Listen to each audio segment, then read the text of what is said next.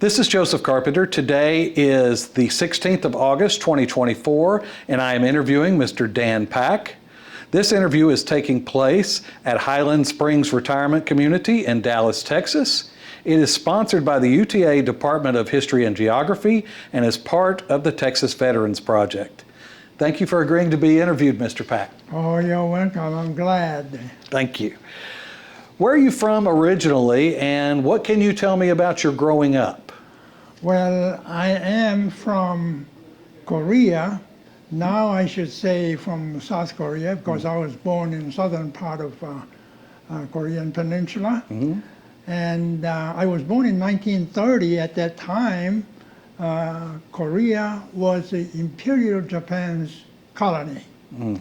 So when I was growing up at home, I had spoken my native language, Korean, but when I went to school, I learned to speak Japanese language. So therefore, I became bilingual. I see. When I was a small boy. What did your parents do for a living? My father was a small-scale farmland owner, because my grandfather, whom I have never met, were peasants who had to work hard to save and buy farmland so that his children, my father and my uncle, do not have to suffer such awful work all day long. So when I was growing up, we were pretty comfortable. Oh, very good. How many brothers and sisters do you have? Okay, I am 5 siblings, including myself. Okay.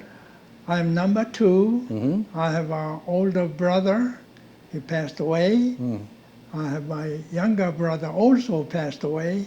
And then I have 2 younger sisters, and one of them passed away. So most everybody in my family all gone. Oh. Where did you go to high school?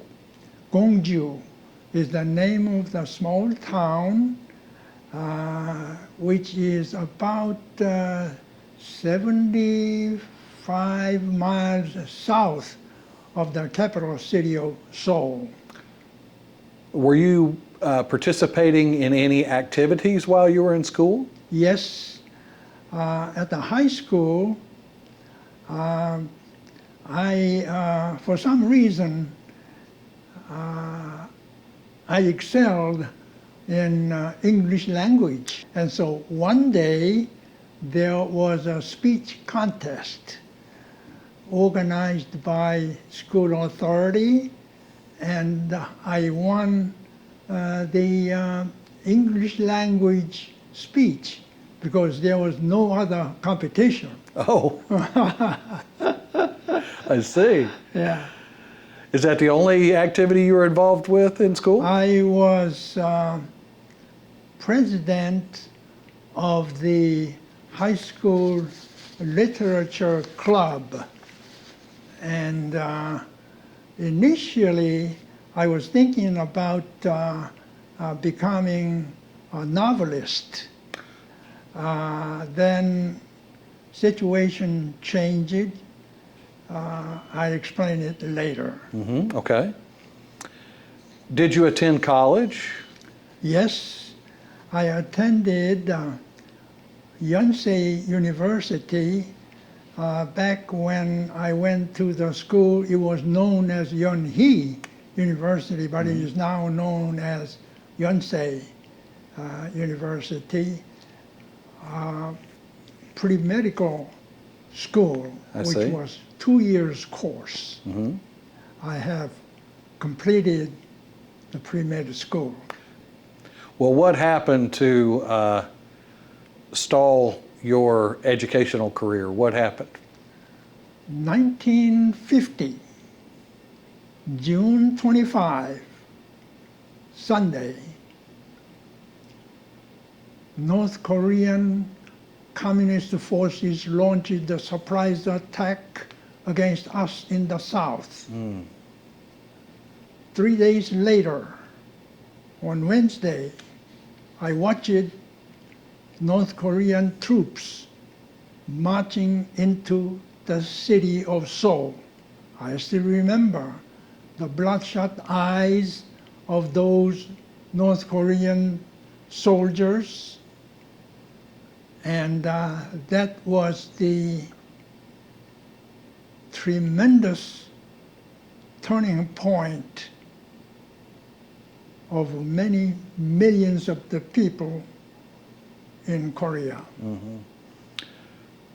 So this interrupted your education, the invasion of the North Koreans into the South. Correct.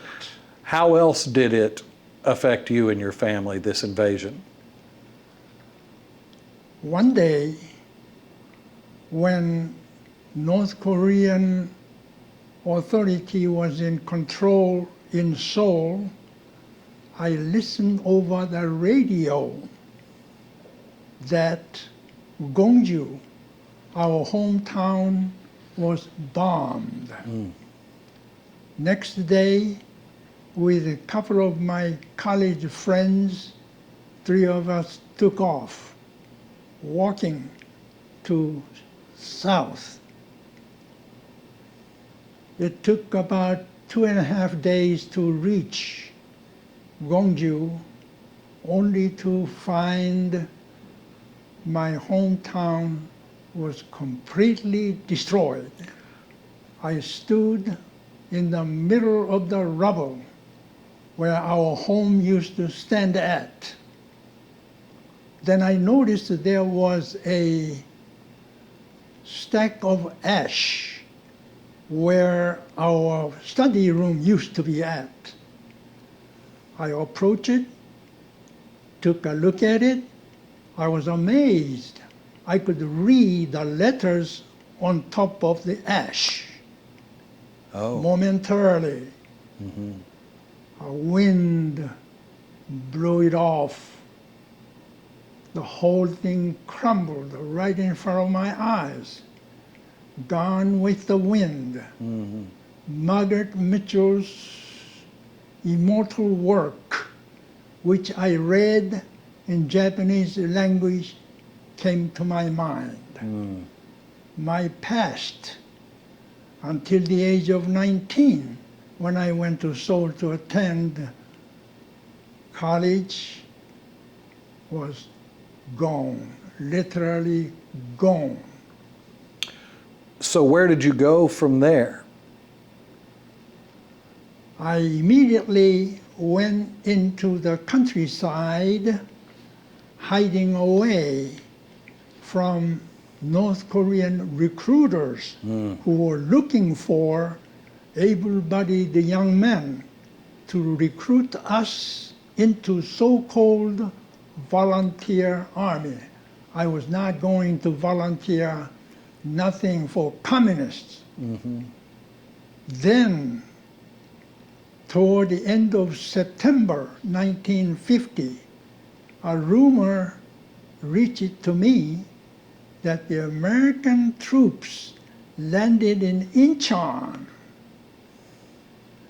And then someone told me that the American soldiers moved into Gongju, my town. I ran and ran about 10 miles. Then I noticed a lot of American soldiers wearing the sleeve patch showing tropical lightning, which was the insignia of a 25th U.S. Infantry Division. The first GI I saw, I immediately hollered at him and saying, "Welcome, GI, to my hometown." As it turned out, his name was PFC Morgan. Okay. I still remember his name. Yes. Then he looked at me and said, "Do you speak English?" I immediately whipped out of my back pocket the English-Japanese dictionary. Uh-huh. And I told him, "Yes, I do." Then Morgan said, "Come along." And then he took me to the medical detachment of the 65th Combat Engineer Battalion of the 25th U.S. Division. And that's where I met Captain Edward O. Goodrich. I got a letter from Dr. Goodrich many years later, and I can show it to you. Yes. May I back up just a little bit? Yes. Because I neglected to ask you a question. You grew up your entire life, up until 1945, under Japanese occupation. Correct. What was that like? Okay. I was a young kid when the Pacific War ended August 15, 1945. I was 15 years old. I was a bookworm. Okay. And I read Japanese books, many of which were the translation of the European and the American novels. So I believe those were happy days for me, despite what was happening outside of the country. I was happy, and I was just enamored in absorbing as much as I can, although through translation, what it is like life in America and life in Europe. And then I believe my interest, not only learning the language, but also its customs and so forth. So I think the small seed was planted into my mind that someday, somehow, I would like to visit at least to those advanced countries outside of Korea. Right. So between 1945 and 1950, how did life change for you? Tremendous. As soon as Pacific War ended in 1945, then American troops moved in to south of 38 parallel. And Soviet forces, as you know, moved into north of 38 parallel.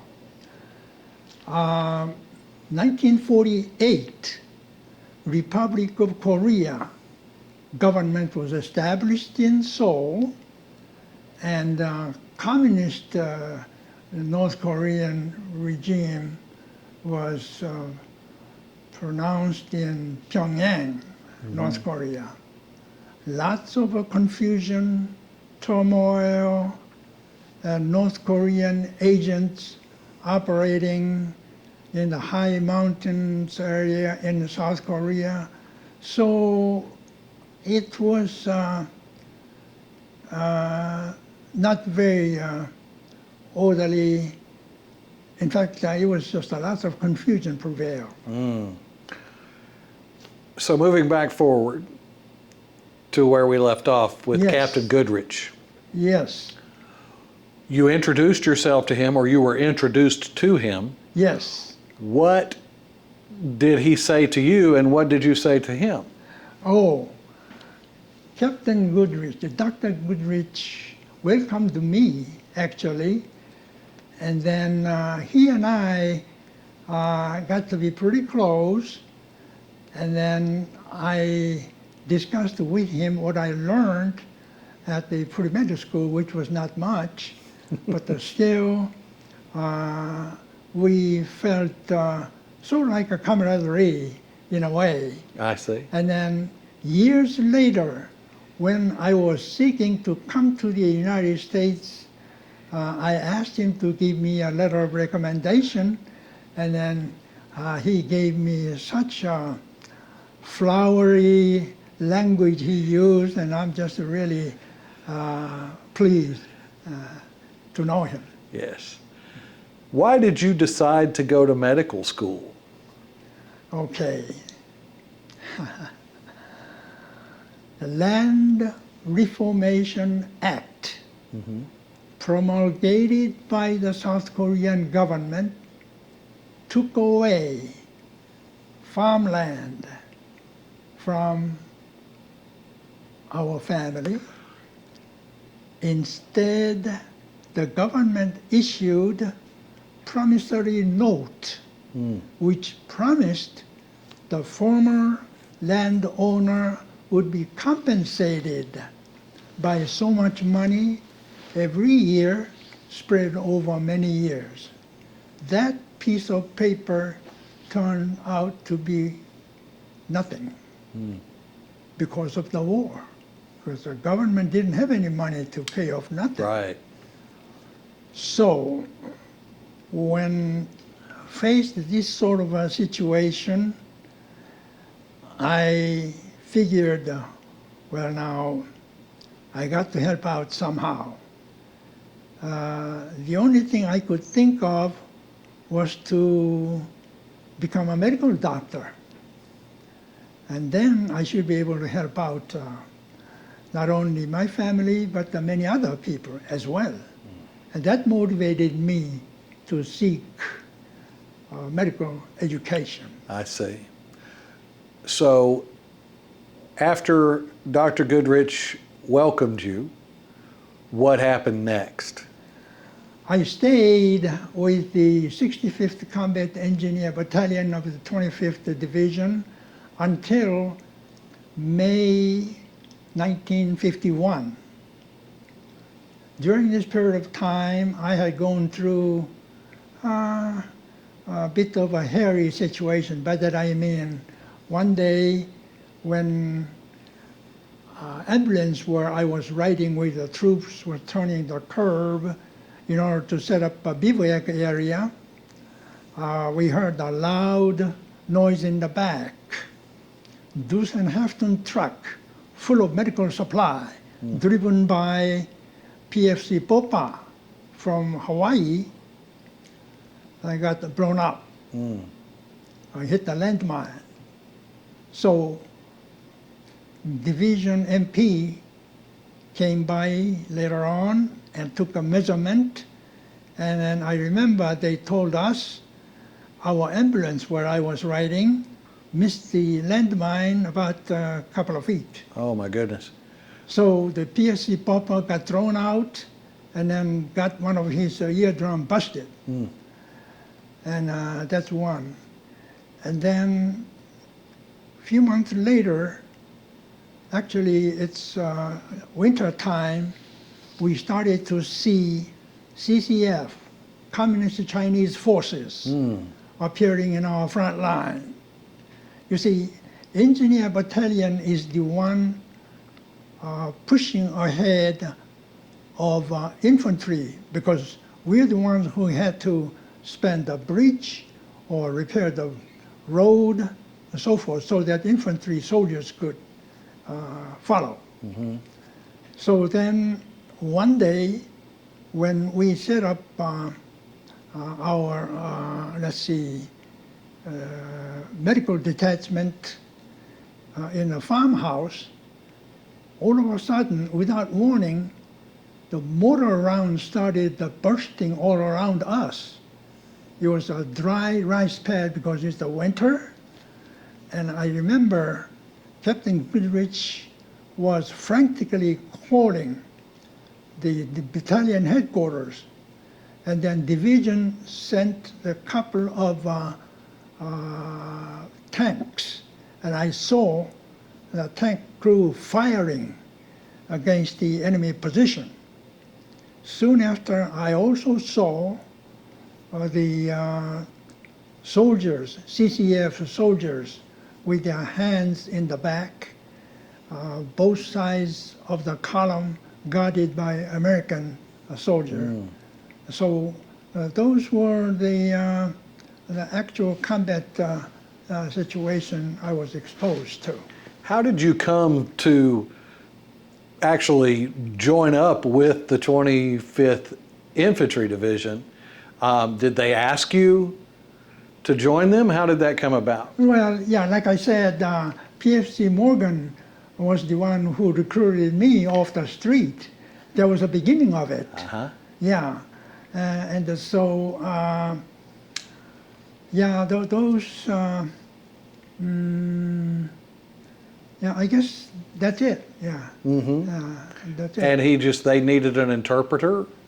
Yeah, they needed. Yeah, they needed the communication. But okay, I like to explain to you one very life-changing moment that I had encountered while I was with medical detachment. One day, there was an American soldier carried into our farmhouse, and when Dr. Goodrich took a glance, just a one look at him, and then motioned with his head to the carrier, and then put him in the behind the farmhouse. So I followed it, and I saw a young American soldier, still breathing, lying in front of me. And then moments later, he stopped breathing. And I saw the part of his brain spilled out of his skull. And then I asked myself, what am I doing here? American soldier coming all the way from the United States fighting. No, I better join fighting. I better do something rather than just being a civilian. So that's when I asked Captain Goodrich to release me. No more civilian. I see. So that was the critical moment.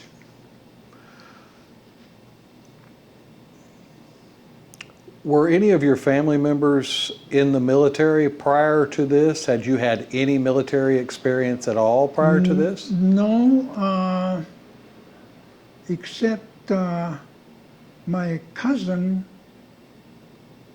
who lived in Japan was recruited by the Japanese, but then we've never seen him since. So, my younger brother went to ROK Air Force, retired as a lieutenant colonel. Oh. And I invited him and his family to the United States, but unfortunately he passed away. So Captain Goodrich released you, Yes. and then what happened? Then I went to seek Yonsei University education because I wanted to finish up my school. At that time, I was a Christian. See, I was born into Buddhist family. Not just one of those Buddhists, but an extremely devout Buddhist family. So I grew up as a little kid, as a Buddhist kid. But then, after reading a book, entomologist, Henri Fabre, he was a French entomologist who wrote a book which was translated into Japanese language, and I read it, and then I got thinking, well now, there got to be some being who directed these bugs to organize such a social life. And that's when I went to talk to pastor in the local Christian church. And there was a immediate beginning of my started going to church, but there was another reason why I wanted to go to church. It was because there was an American Methodist Church missionary, the lady, lived in Gongju, my hometown, who was the only owner of an automobile. Oh. No one else. Mm-hmm. So as a young kid, I thought, well now, when you go to church, become a good Christian, maybe I could own automobile one day. I see. And there was an additional reason. Uh-huh. So it's a strange motivation, but that's perfectly honestly, I tell you, that was motivated me. So then, after leaving Captain Goodrich, I sought out my pastor, who was also in refugee in Busan. And so with his help, I was able to sort of like a sponsor lady who paid for my education. So that's how I was able to finish up the school, 2 years course of pre-medical school. Now, 1952, Severance Medical College. Now it is a part of Yonsei University, but back then it was a separate school. So Severance Medical College president announced to us, okay, those who finish the 2 years course, you can come on up to Seoul campus because we are moving back to Seoul. And so then you continue on 4 years college to become a medical doctor. Unfortunately, I could not find a place to stay, much less someone to eat at least one meal a day. I just could not arrange it. And that's when I changed the course of my life. I had to give up my medical education totally. Then I volunteered to serve in the Rock Army. I see. Then, okay, so the medicine is over. Then what can I do best next? Well, how about my language capability? So there was the interpreter officer training course. We call it IO. At Adjutant General's School, which was the Rock Army school, east of Daegu, third largest city in South Korea. I see. So that's where I underwent the officer candidate school. What was that training like? Well, I will be perfectly honest with you. It was more like a torture chamber than the training. And I'm not going to go into detail because it was just too gross. But anyway, by the time we got through with the training, we felt like we are ready to take on anything. You had mentioned in our previous discussion that the officers that were in charge of the training Yes, were physically abusive. yes, very much. What do you attribute that to, and why did they feel it was necessary to be that way? Well, we would be exposed to the enemy fire. And then we I believe his reasoning was to bring out the toughest part out of the boy and make us to be a man, to withstand, I don't know how to describe it. By the way, he was former Imperial Japanese Army corporal. I see. So he probably was used to corporal punishment. And he used to carry about 3 feet long stick with him, and he used the stick quite frequently on us. He was Korean Yes, and had been part of the Imperial Japanese Army. yes.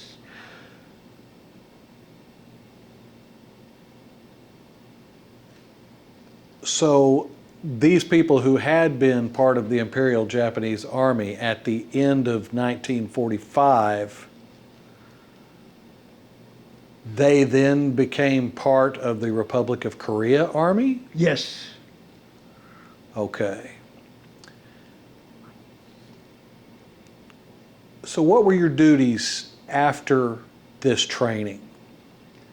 I was assigned to the 15th Republic of Korea Infantry Division, which was deployed extreme east coast of Korea, place called Kansong.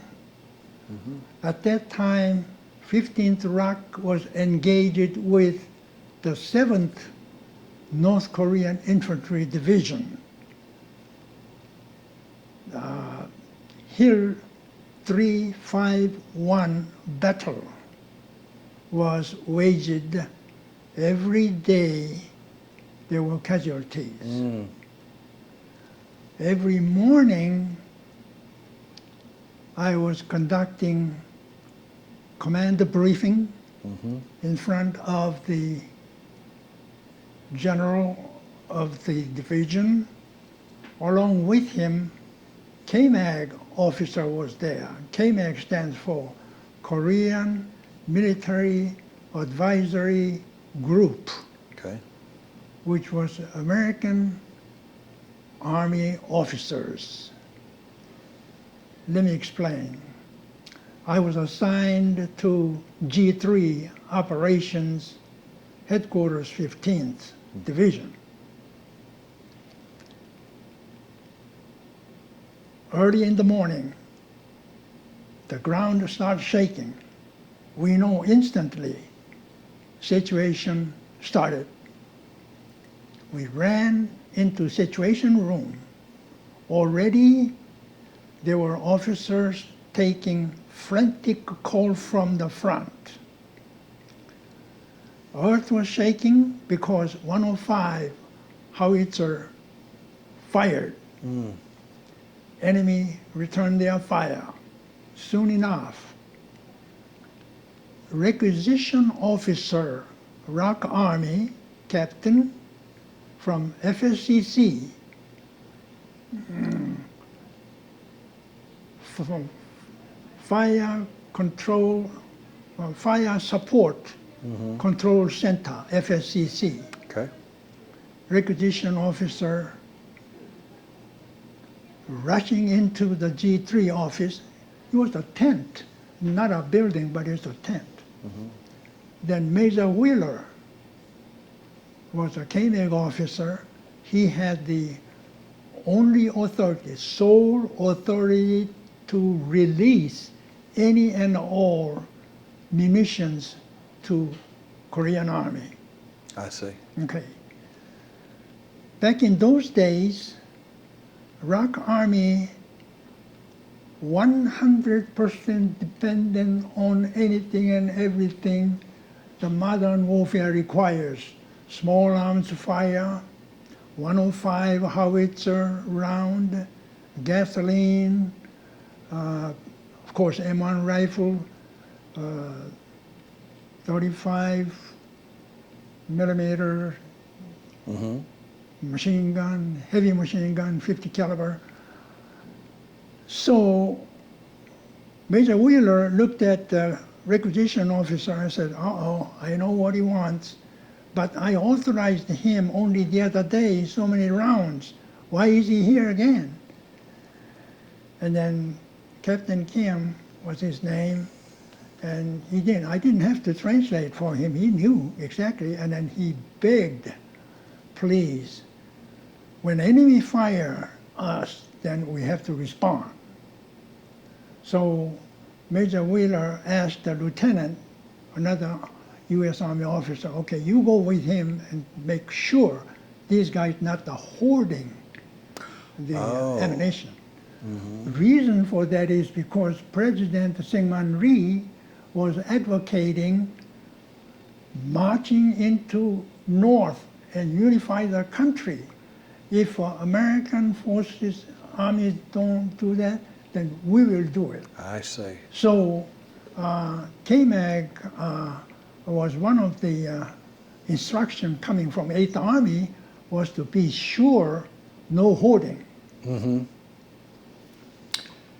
So you were an interpreter Yes. between the ROC Army and the American Army. Correct. Did you feel like your training had been adequate to prepare you for that? Yes, I believe so. Yes, I believe training was more than adequate. Did you receive any additional language training? No, Okay. no, just that.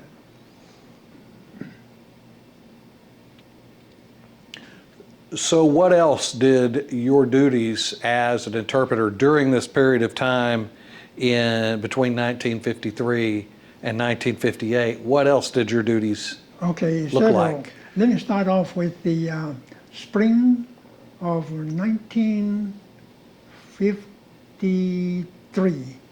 Spring of 1953, I witnessed United States Navy, Missouri, USS Missouri, battleship, deliver salvo against the North Korean railroad. We gathered up on top of the low-lying hill based on the directive coming down from 8th U.S. Army in Seoul through 1st ROC Army headquarters, the Corps headquarters, to us, such and such date, such and such time, USS Missouri would commence firing against the enemy position. So it was 16-inch gun, and flash, few seconds later, boom. And then when I watched it, the target area, nothing remained, just a black smoke.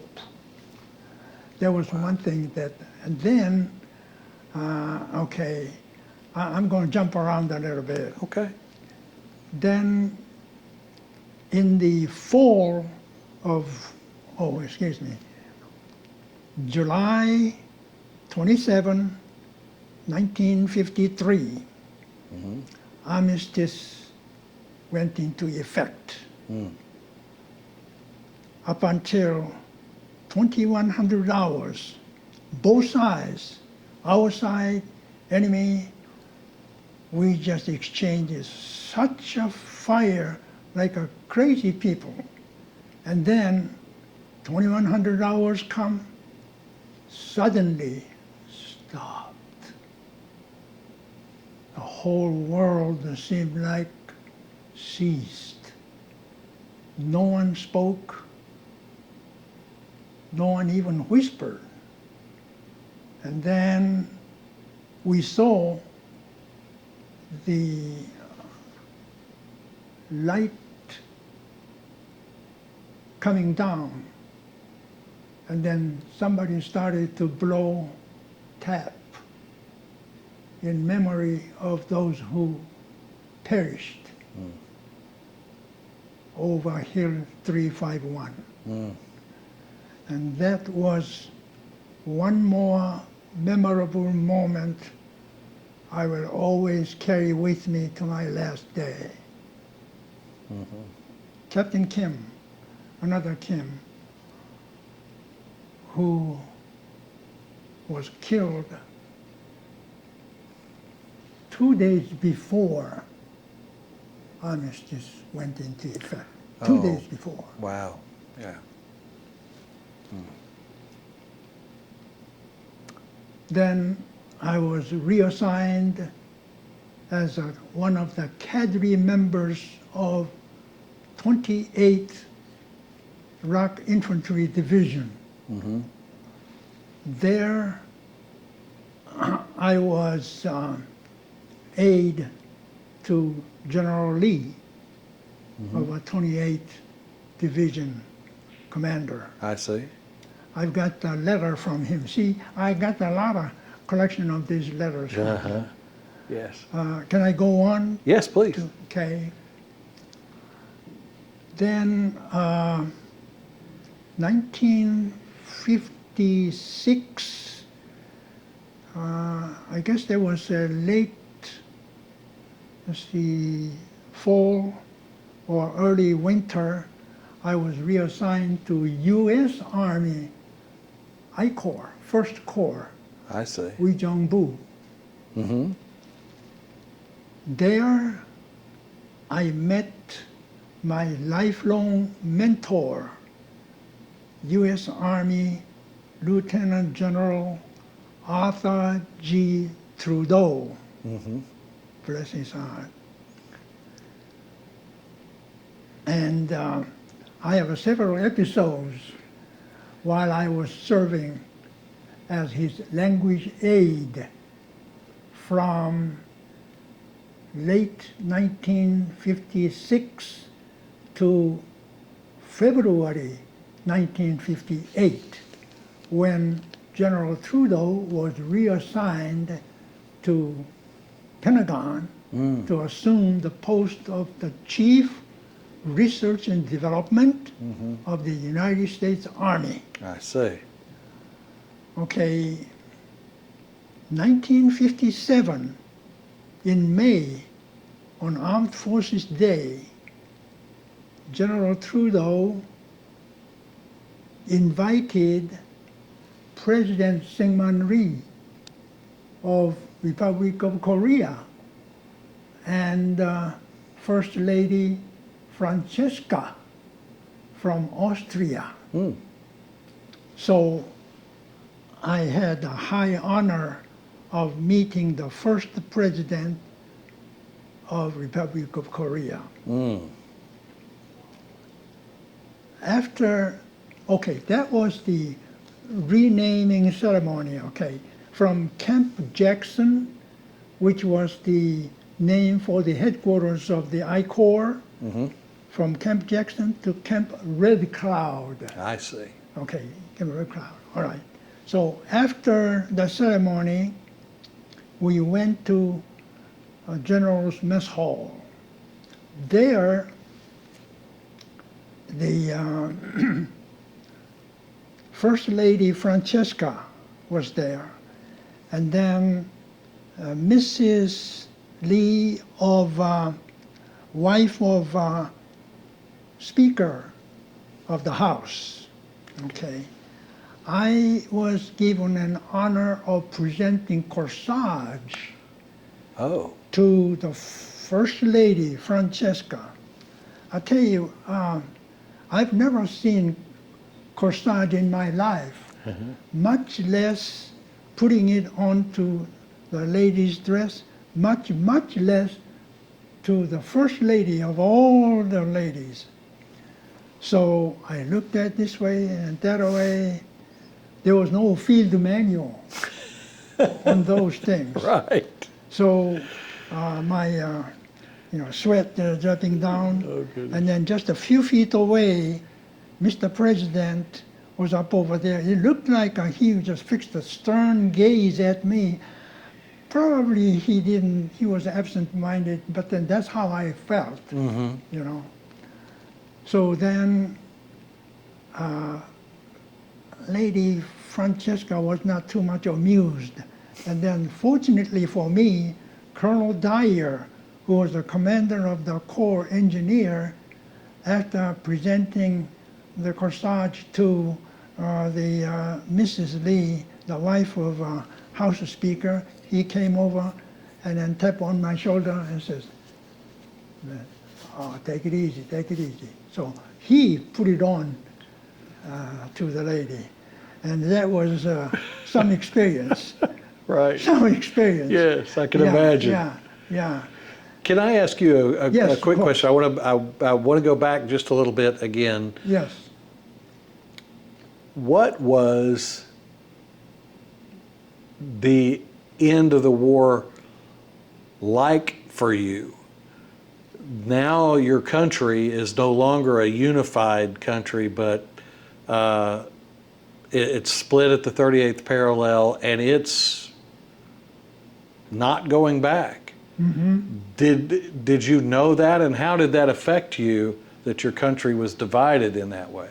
Dismay. And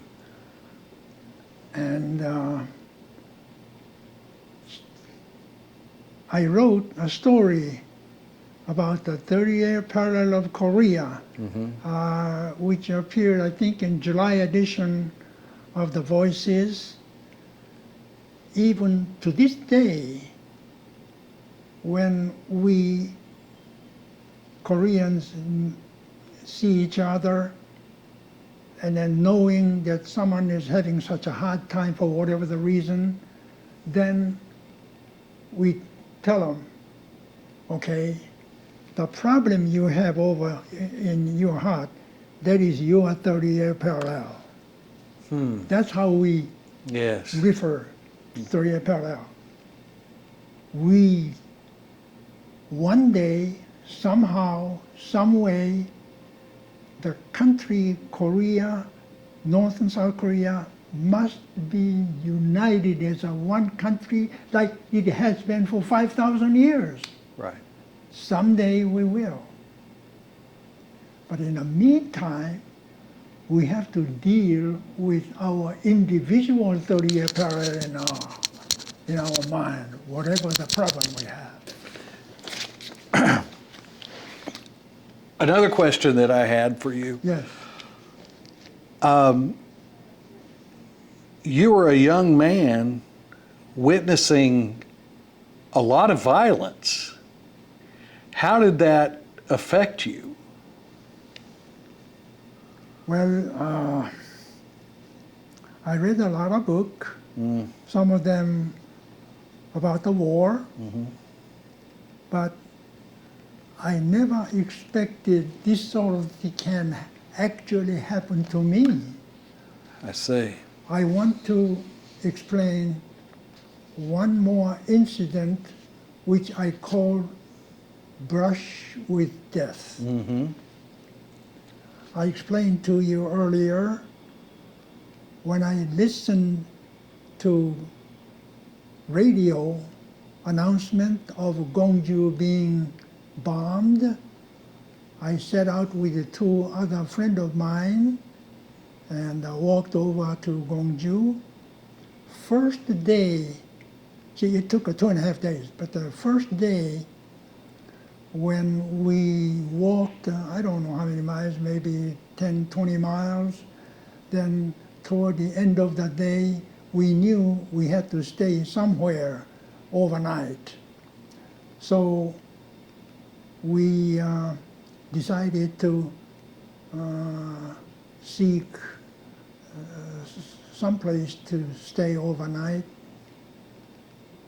Then we heard someone hollering at us behind. They said, "Comrade, halt." When we heard the word comrade, we knew immediately this guy got to be North Korean sympathizer. We turned around, looked at him. There were two middle-aged civilians. were carrying the Soviet rifle, both of them. And then one of them challenged us and said, "Comrade, where you going?" So we told him, "Well, we're from South Korea, and so I mean southern part of the country, and then so we're going to check out and see if our families are still alive or not." Then they asked us, "Turn around." When I heard them saying "turn around," immediately a story came back to me. Not the story, the rumor. There was a wild rumor going on around in the occupied Seoul at the time that innocent people got killed for no good reason, and then buried in a shallow grave and forgotten. So as I slowly turned around, I figured, well, my 20 plus years of life coming to such an abrupt end. Is that it? Huh. So I was prepared to be killed any moment. And then it seemed like a forever, probably no more than maybe less than a minute. And then this guy said, "Turn back around." So we turned back around, and then this time he asked us extend our hand, just like that. I didn't know what was going on. Then they closely examined all of his fingers and so forth. And after that, they said, "Okay." And then they told us, "Be sure to volunteer for North Korean Army." Then at the farmhouse, of course, we could not stay inside of the house because farmer's family occupied. So we slept just on the dirt outside the ground. Following day morning, mosquito bites all over the place. Oh, wow. Mosquito bites. Right. And then the farmer explained to us those guys were local communist sympathizers. They were looking for Rock Army stragglers I see. who waded through the heavy brush, and in the back of their leg, all the cut marks and so forth. That's what they were looking for. I see. Okay. And then they were looking for calluses being formed on their finger by pulling triggers so many times. I see. So, yeah. So they were just making sure that you Making sure weren't we're not a straggler, right. Rock Army. During the war, did you lose anyone close to you? During the war, no. During the war, well, like I said, Captain Kim, who was sent off to the front, to the platoon area to make sure what we at the G3, the operation plan, placed this unit here, that unit over there, taking the plenty cover if you can find, and so forth. So, in order to come up with the operational plan like that with the help of a KMEG officer, because you remember, Rock Army back then were basically farm boys recruited from the farmland and went through quick basic training such as how to throw a hand grenade or pull trigger to fire M1 rifle. That's it. Maybe some of the marksmen trained for SMG or LMG machine gun. I see. And so forth. So, and then officers were usually Korean students who went to Japan attending college, and those college students, Korean, were recruited into Japanese army. So therefore, 1948, when ROC government was established, or even before then, the North Koreans we knew were training their army.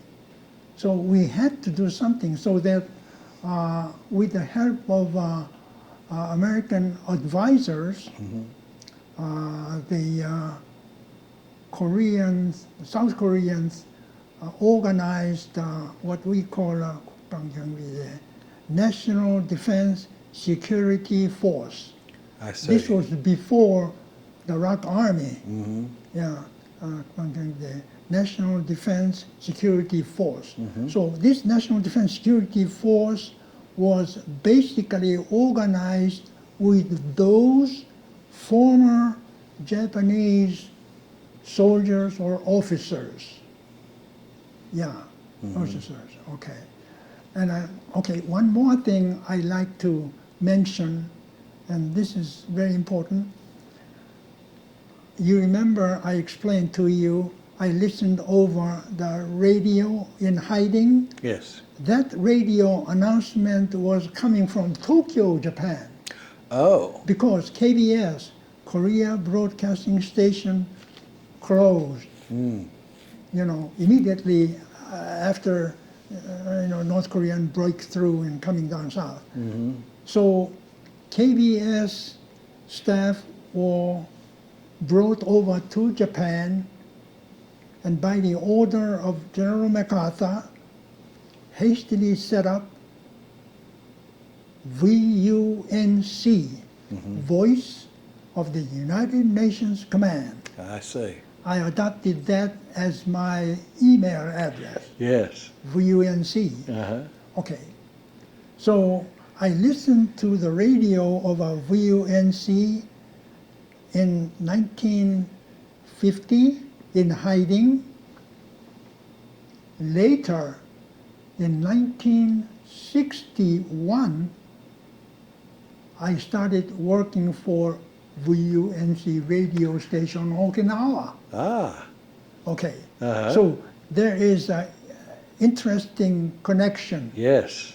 The radio I listened prompted me to go down to South, and then the same radio station I worked for 11 years on Okinawa before coming to the United Yes. States. Wow. So there is a connection. Yes. Very interesting. Yeah. How did you communicate with your family while you were serving? There was no communication because there was no telephone. I didn't write much of a letter because I didn't know where they were. I see. Yeah, where they were. So actually, I don't think there was much of a communication at all. When did you finally see your parents and your brothers and sisters again? Okay, after 2.5 days, I went to Gongju, the completely burnt out home, and I ran into a neighbor who told me that my parents and my sibling took refuge into countryside. I see. So there I walked. And then my father, he was always a remote figure to me, very remote, very Confucian custom, just, and then he never showed his emotion. Then as soon as I bowed down, according to our custom, my nose touching the floor, he burst crying. Oh my goodness. That was the first time and the last time I ever saw my father cry. And then haltingly he told me, I thought you were dead. It was a quite emotional moment. Yes, I can only imagine. This had to be a very stressful period of your life.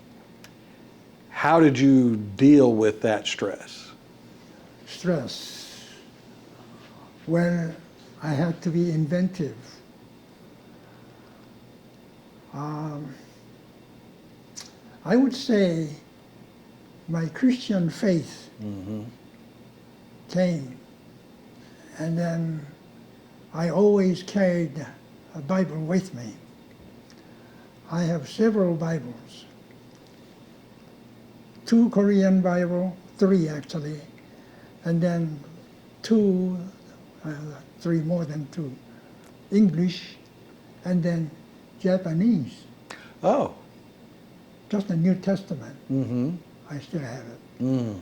So every time, and there were a lot of times, every time I ran into what I felt like an impasse, just, with the, just a wall. Then I stepped back, and then I tried to remember which way should I go. Then I think my faith had helped me a great deal, even to this day. Yes. So we were talking about your period of time with the 15th Infantry and the 28th Infantry Division and working with USI Corps. Yes. After meeting the president of South Korea and the president's wife and that adventure, where did you go from there? What's that? Where did you go after that? What did you do after that? Oh, okay. And I got out of the service, and then I started working for 8th U.S. Army Military Intelligence. As a civilian? As a civilian. I see, okay. Okay. Now, every important turn of events, General Trudeau helped me. Yeah. Even when I left the service, I kept in touch with him. I got this thick of correspondence, the letters from the general, and he really helped me out. And then, I'm glad you asked that question, because 1960, I was a civilian. There was a presidential election in South Korea. I see. Okay, Liberal Party, which was the President Syngman Rhee's party, committed lots of irregularities. I see. And so citizens were enraged, led by the students. Citizens rose up against the government, overthrew it. Oh. Overthrew it. Wow. That was known as April 19 Student Revolution. Next year,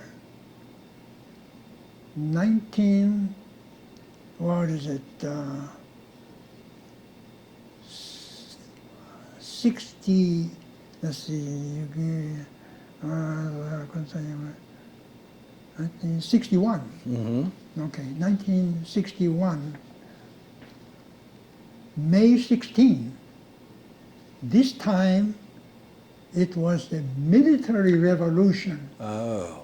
So after student revolution, military revolution, 2 years in a row, I just about had it. Right. Enough is enough. Okay. Few days after the May 16, I picked up Stars and Stripes. There, it was an announcement.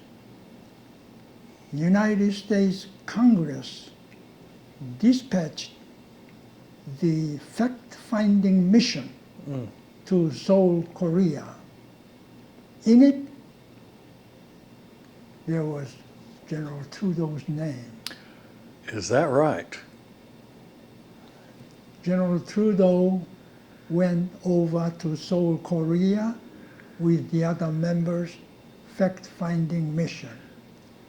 When I saw that name, I immediately called up my 8th U.S. Army headquarters and asked them, I want to meet the general.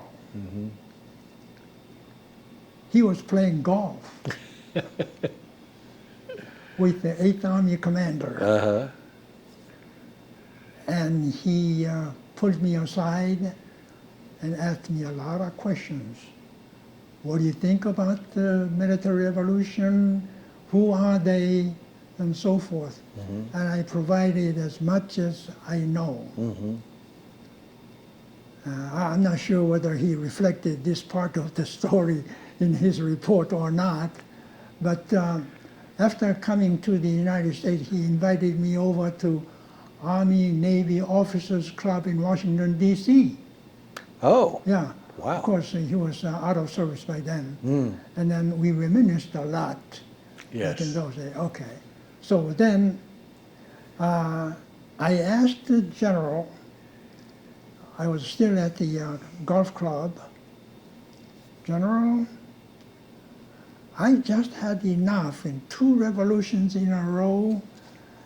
I want to try my luck elsewhere, outside of my country. Then the general fixed his gaze at me. You know, when the general talks to me, straight face, oh, everybody shook up, you know. Right.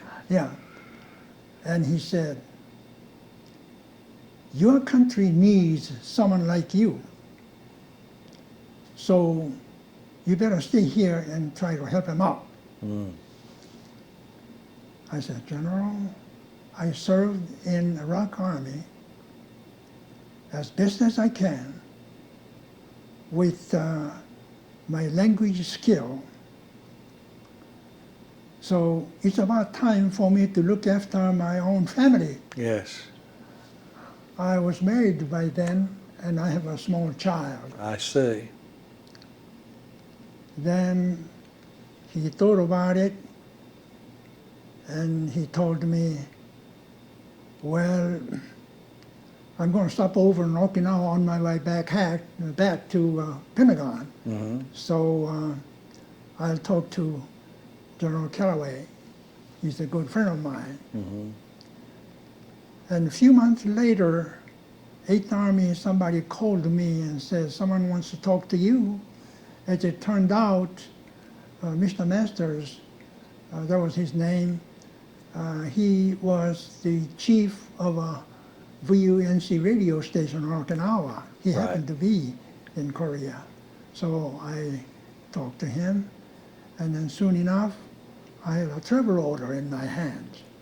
So November 11, 1961, I left Korea to Okinawa. So that's why my email address is VUNC61. Yes. Oh, I see. Okay. Yeah, that's how it happened. So what year were you married? 1958. And your wife's name was June, is that Yes, correct? And how long were y'all married? 55 years. Oh my goodness. It's a long time. And how many children did you have? 3.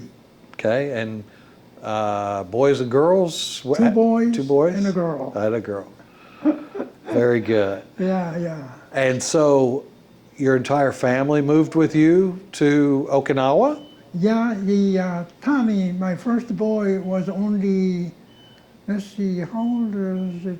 Just 2 years old, just a little kid. Oh, okay. And then Charlie was born on Okinawa, U.S. Army Hospital. I see. Okay. But anyway, so one more interesting story I like to include. Yes. December 1967. Okay. December 1967.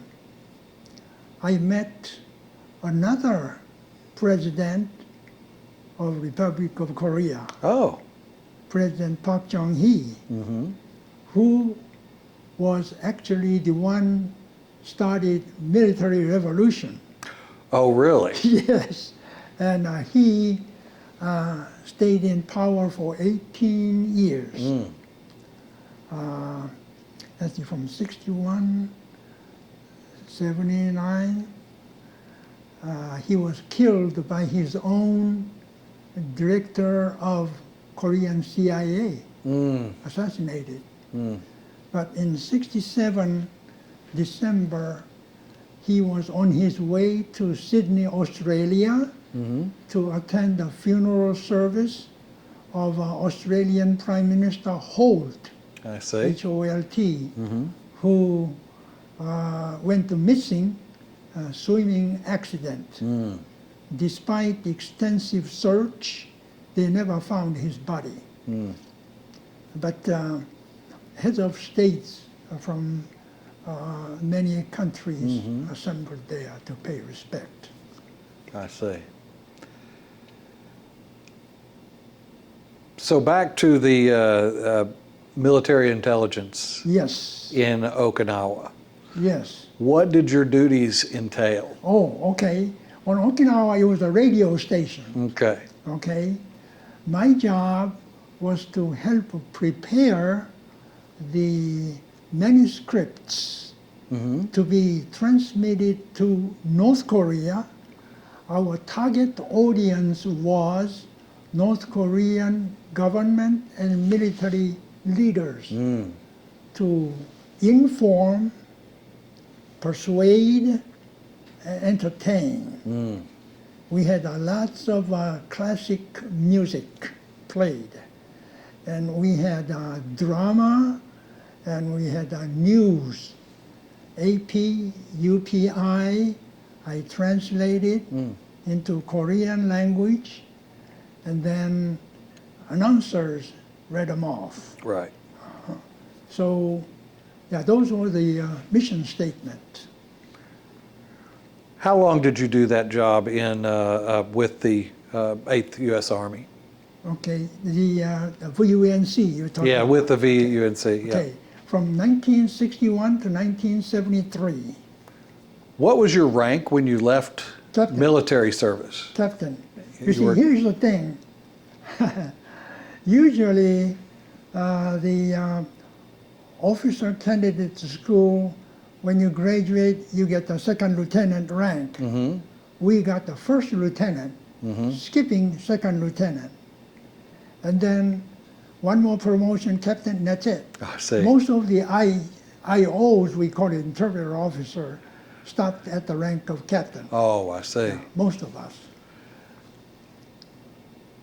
And were you awarded any medals or citations? Yeah, I've got a very nice medal from the Korean government. Oh, by the way, South Korean government started to give us an allowance Oh, once a year. They started the program a few years ago, let's see, 3 years ago, some such. And so I'm still getting some small amount of allowance. is that right? Yes, Very good. yeah. So what was it like leaving your country and moving your family to Okinawa? Well, mixed emotion, actually. The country where I was born and raised, and I'm leaving everybody. My parents, my siblings, my friends, my neighbors. But at that time, I'm talking about November 1961, I was very much eager to try my luck elsewhere because back in those days, per capita income of South Koreans, you'd be surprised, was less than $100 Oh my goodness. per year. Less than. Today, it is over $36,000. Wow. Such a difference. As soon as I started working for VUNC radio station, which was, by the way, a part of 7th U.S. Psychological Operations Group. 7th PSYOP, we call it. So it started from Fort Bragg, North Carolina. I see. Yeah, yeah. And after you finished working for the 7th Army PSYOPs group, that's when you immigrated to the United States? Yes. Tell me how that came about. Okay. 8th U.S. Army Military Intelligence, civilian work. And then 7th PSYOP VUNC radio station put together, turns out to be 15 years work I see. for the U.S. Army, in other words, U.S. government. Mm-hmm. I didn't know there was a law established by the U.S. Congress. Foreign national worked for U.S. government at least 15 years, eligible to apply for immigration to the United States. I see. So this law, well, I was made aware of the law and immediately took advantage of it, and I visited United States Consul General's office in Okinawa. Then he confirmed, yes, it is true. Immediately I applied, but at the same time I tried to impress the Consul General. So I started collecting all of the letter of recommendation, starting off with 5 lieutenant generals. Maybe I overdid it. Yes. I can still remember the name. Yes. General Trudeau, General Paul W. Callaway, all of these generals were 3-star generals. Yes. And then General Callaway was succeeded by General Watson, Albert C. Watson, succeeded by Ferdinand T. Unger, succeeded by James B. Lempert, 5. I see. So General Lempert, upon leaving service, became one of the vice president of MIT. Oh, really? Yes. I see. And these were all your reference letters. Right. That's right. The reason why I have known these generals was, of course, I worked for General Trudeau in service, during the service. General Callaway, General Watson, General Unger, General Lempert. I conducted a briefing for the generals when Korean Army Chief of Staff, well, Chairman of Joint Chiefs, Army Chief of Staff, Air Force Chief of Staff, and then Admiral, South Korean Navy.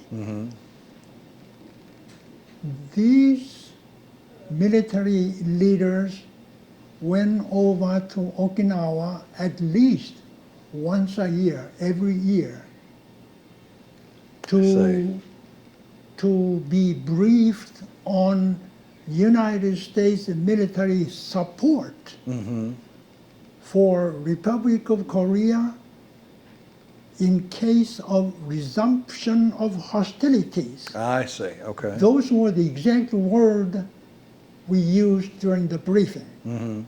So each and every time these military leaders visiting the island, USARES headquarters, that is U.S. Army Ryukyu Islands, USARES headquarters, Fort Buckner. General Buckner was killed in action during the Okinawa campaign in 1945. So we called Buckner as a headquarters. I see. Okay. Fort Buckner, I went, and then all of these stars, you see, that reminiscent of what I had been doing at the I Corps when we had Commanders Conference in a huge assembly, and then I could look down. General Trudeau was standing up over here. Okay, it looked like all the stars from the heaven descended on the crowd. So I was only a measly captain there. Right. So yeah, that's one thing I remember. Oh, I need to mention just one more episode. Okay. General Trudeau had a lot of speaking engagement, including Korean Army Military Academy. I see. Okay. So one day I took a helicopter ride by myself, and General left after me. It took only about half an hour or so by air, and then from the helicopter I could see at the end of a helipad there was a man standing. I could see he was general, two-star. Major General Paek Nam-won was his name at the time, 1957.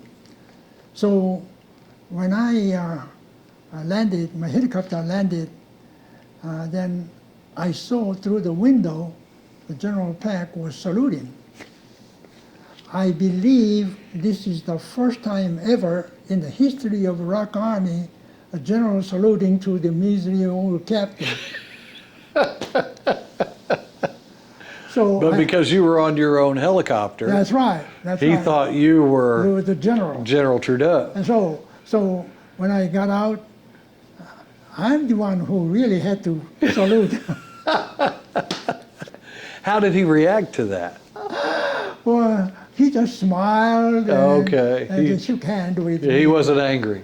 No, not at Yeah, all. no, very He good. just smiled. Right. Oh, that's good. So you were finally approved for immigration to the United States. How did Yes. June feel about that? Oh, elated. Yes? Yes, elated. And then I was just a whole wide new world opened up for me, and I was ready to take on the challenge. So when you got to the United States, what did you do? First, I didn't know where to settle down. I had no friend. I had nothing, no neighbor, no nothing. So I had to start somewhere, and made a mistake of buying up a fast food restaurant, which did not last any more than 20 days. Oh my goodness. And in 20 days, I lost $1,000 in a hurry. Right. Then I got thinking, oh no, I have always been office worker. Why don't I seek for office work? I went to Atlanta. See, I was in Atlanta, Georgia, Labor Department, and there was posting, some company looking for Far East manager. Oh. It turned out to be textile chemical company called the Seidel company. So I got the job, and then I stayed with the firm for 4 years, and later on I started working for Southwire company in Carrollton, Georgia. I see. And I wrote a story about my work at the Carrollton, Georgia Southwire in August edition Yes. of The Voice. Yes. Yeah. So tell me about what your duties were at Southwire. Southwire, I was responsible for developing market for electrical conductors. And so mostly I visited the government offices of, well, I guess about a dozen countries. But before visiting Southeast Asian countries, I always stopped over Tokyo, Japan, Seoul, Korea, and Taipei, Taiwan, and Beijing, China, and then Singapore, and then to the Philippines, Malaysia, Thailand, Cambodia, and India, Bangladesh, Sri Lanka. I guess that's 13. But you had a you hit the jackpot. Jackpot, Right. is right, one day, oh, wow. You see, Southwire being in Carrollton, Georgia. By the way, Carrollton is the same town where Newt Gingrich, hometown. Oh, I didn't know that. Okay. Yeah, Newt Gingrich. Interesting. Okay. Yeah. Well, in fact, I saw him when he was running for Congress for the first time. I see. So, yeah, the Southwire is now a billion-dollar company. Goodness. Yeah, and I don't know whether they still have it or not, but Southwire had its own airplane. Oh, really? Okay. So one day I flew from West Georgia to Venezuela because Southwire at the time had a joint venture in Venezuela. Yeah. So it's a pretty substantial, you know, as a privately held company, largest in the United States. I see. And you were going to tell me about the jackpot. Jackpot, okay, jackpot. Tender document, this thick, like almost like a telephone book, like thick book. Invitation to participate into the international manufacturers, all different sorts required for electrical generation, transmission, and distribution, and so contractors and all of that. So when we get that document, we carefully study. It takes weeks, months, you know, and then we carefully enter into all the numbers, particularly the price is a critical element naturally. Sure. Yes. Yes. So I was disappointed so many times. Every time I bid, I examine the winning bid. Our basic price starting off is not that much different, but always a freight charge. Freight charge. Yes. From Japan, from Korea, from Taiwan, those were the three countries usually people, because of proximity to the destination. And our material has to go through Panama Canal and traverse South Pacific all the way I see. to the Western Pacific region. So it was disappointing. And when we hit the jackpot, oh, we just danced on the floor. Well, what happened? Boy, oh boy. What happened? Yeah, so, well, it wasn't monetary compensation, but it was lots of compliments. Yeah, and so as a result, I stayed with Southwire as a regular employee from 1977 to 1988. I see. When did the sale to Bangladesh occur? Yeah, it was, I forgot the exact date, it seems like early 80s. Okay. Early 80s, and it took 9 months to produce all of those overhead transmission line. Wow. That's what it was. Yeah. Right. Oh, So you were selling rural transmission lines and equipment, is that correct? That's right. That's right. Primarily the cable. Oh, I see. Okay. Cable. And you were not, as a company, you all were not competitive because of the freight charges getting your materials from Georgia all the way to the Western Pacific. to the Pacific, right? That's right. And so you were successful with Bangladesh, and you felt redeemed? Yes, very much so, very much so. So that one big order was more than enough to cover my salary, cover my travel expense, everything. Okay, Yeah. very so good. by the way, Southwire has warehouses in Dallas. Oh, In Dallas. is that right? Yeah, yeah, And so you retired then from Southwire yeah. in 1994? Let's see, yeah, 1994. Okay, here's what happened. Okay, tell me about it. After 9 years regular employee, I left the Southwire because by then the retail store my wife June started at the same time when I was working for the company, Uh-huh. and then that business has grown. I see. She had not one but two fairly large stores on Oh. the town square. I see. One in Newnan, Georgia, the other one in Carrollton, Georgia. Uh-huh. So she needed help. So I went to, work for my wife. Very good. Yeah. Okay. So then, about a year later, I got a call from company president CEO Roy Richards Jr. Uh-huh. called me up and said, "How about you come back?" And I said, "Well, I enjoyed working for 9 years, and I'm retired from Southwire, regular job, so I'm now helping my wife's business." Mm-hmm. Then Roy said, "Well, okay, how about part-time?"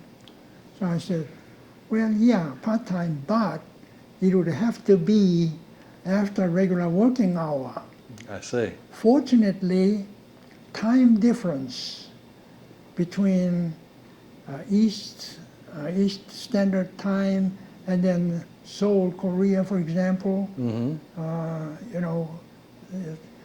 Our, let's see, evening hour like a 7, 8, over there 9. I So- see. So evening hour work in the office would be perfectly matching. Okay. So then he said, agreed. So I went back on part-time. Oh, okay. So then I worked until the age of 64, I see. which was 1994. Okay. Yeah. And from 1994 to 2011, what were you doing? Okay. I came to Highland Springs year 2011. Yes. Okay. And let's see, my wife closed the store, let's see, when was it? It seems like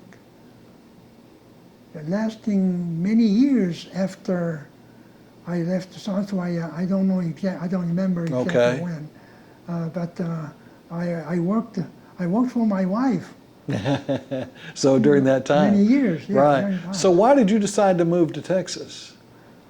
Okay, it's an interesting question. My wife got a lot of health issues to deal with, so I couldn't possibly take care of her by myself. I see.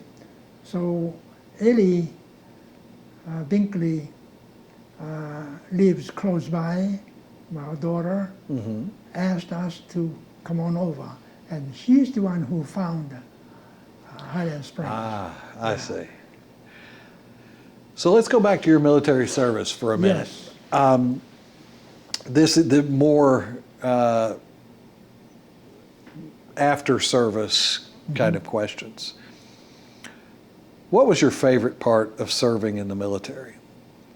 Favorite part, serving. Well, first, I felt I was useful for Rock Army. Okay. I'm going to tell you perfectly honest. Mm-hmm. Back in those days, I'm talking about during the war, South Korean Army had nothing except ration is rice and kimchi Mm-hmm. and bean sprout soup. Mm. No meat Right. all year round. Not even fish. Mm. Fish was served maybe once a month, and there was a celebration day. Okay. Officer pay, first lieutenant. When I went to so-called Korean Army PX, Uh-huh. I picked up a towel and looked it against the sun. Sunlight came through. There was a towel. Mm. I picked up toothpaste. First maybe an inch regular toothpaste, rest of them not a toothpaste. Huh. Make believe. Really? And that was all my officer pay. Second Oh, my lieutenant. goodness. Okay? Yes. And we, South Korean Army back then, the shoes, the boot, Mm-hmm. worn out, of course, Yes. and then the uniform, not crisp, except the general uniform was crisp. But we had a will to fight, Yes. will to fight. Mm-hmm. So, what do I mean by useful? I knew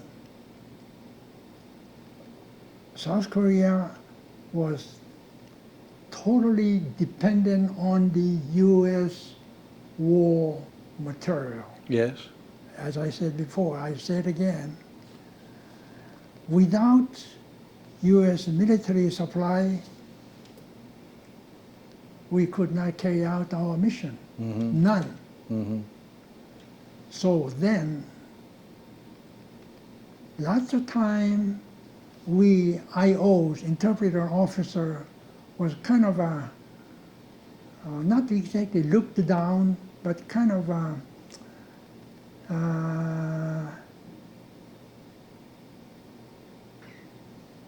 undignified. So, but then we were very much in demand Right. for obvious reasons. Sure. Okay.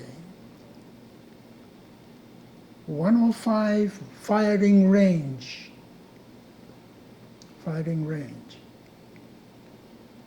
Before U.S. troops training, firing, training, put out a notice which had to be translated into Korean language Right. and then distributed to the local village chief, county commissioner, make sure nobody come near the firing range. It's dangerous, Right. dangerous. Then one day we got the police report, local police, saying that some villagers got injured because of the firing. What happened was, these villagers who were hungry most of the time, Mm-hmm. they were waiting just outside of the impact area, waiting for the firing to stop and then rush into the firing impact area to collect all of those bronze case, Yes. I brand see. new case. Mm-hmm. So first come, first serve, free. Right. Okay.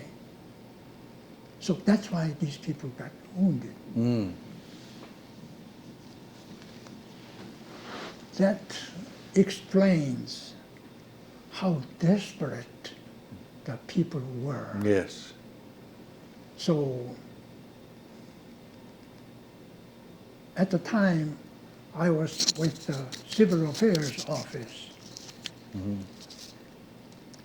And at first, we just sent out the letter warning, do not come to the firing range, it's dangerous.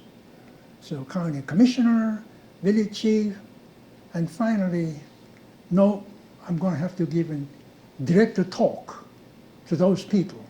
So Right. I went to the village chief assembled the people. And the people came, I was surprised. They were well educated,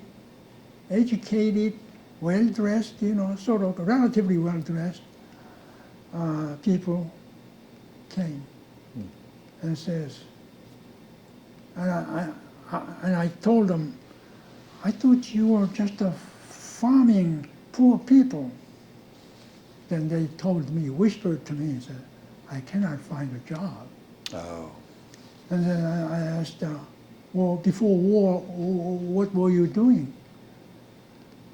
They were teachers, they were educated people. Mm-hmm. So this is really, some people may say that, well, that's a too shameful story, but then that's a fact. Right. That's a fact, And so, asking about me being useful, yes, Yes. in many ways. Oh, okay. The reason why I bring this story up is because I had to explain things not only to Korean people but also American officers, Uh-huh. okay? Yes. And I told Major Pickard, he was a civil affairs officer, who told the villagers, I'm going to post American MPs so that you guys would never come here. This is for your own protection. And I had to explain Yes. to the Major, I know what you're trying to tell them. That's for their own protection and posting MP and so forth. Mm-hmm. But that's not the right way to approach the Right. problem. They were desperate It's people. a demeaning, Yes, yes. see, demeaning. Mm-hmm. So oftentimes when I read the news report all over the world, despite the fact that the United States government has spent millions of dollars for goodwill to create a goodwill to the local people, a lot of time these local people, they say, Yankee, go home. Why? Partly because, I wouldn't say all because, but partly because giving assistance is a noble undertaking, yes, very noble. But then how you do it, creating the goodwill on the recipient takes a lot of thinking. Yes. Do not ever create a situation where you look like demeaning them. Mm-hmm. You may not mean it, Right. but they could easily take it that way. Mm-hmm. Then you defeat your purpose. All right. So see, customs are different, way of thinking different, giver, receiver, way of thinking different. Mm-hmm. See, so I think this is very important for the policy makers of the United States. Yes. You know. Yeah. So oftentimes I did not interpret or translate word for word because I stop and think, how would this be reflected on the recipient? Yes. That makes And, sense. Yeah. And then many times, because of the cultural difference, you can be taken wrong way, Yes. misunderstood. Right. So usefulness was your high point. Yeah. What was your low point? Oh, low point. Not enough people appreciate what we, the intermediary, I play see. the role. What did you learn from that? Well, people say, well, you are no better than, what is this bird? The repeating word. Oh, like a parrot? Like a parrot that, or a mynah bird or something like that? Yeah. That you're just repeating what other people are saying. There was demeaning, Yes. Yeah, I could see that. very yeah. demeaning. Yeah. That's right. Did anything make you laugh during that time? Well, laughter, I don't think I had much of a chance of laughter because most of the time I was on my toe. Right. I was tense. I had to be thinking, and see, lots of people do not quite understand the interpreter, translator is just not a mechanical kind of a work. It entails deeper thinking than that. Right. If you want to be effective intermediary, communicator, the assistant to the communicator, it's a far more than just changing the language from one to another. It's Yes. far more than that. It's like being a diplomat. Have to be. Yes. Have to be. Yeah. But I want to get back to the laughter. Laughing. Yes. You What? did laugh when the general saluted you. That's right. That's right. That's right. It was so funny. Good. What reminds you of your service? Any music or sounds or smells? What takes you back? Okay, what takes me back? Clearly, the 9 p.m., July 27, 1953, armistice. The tap. Yes. That I will never forget, that tap. Yes. That tap. Yeah, and the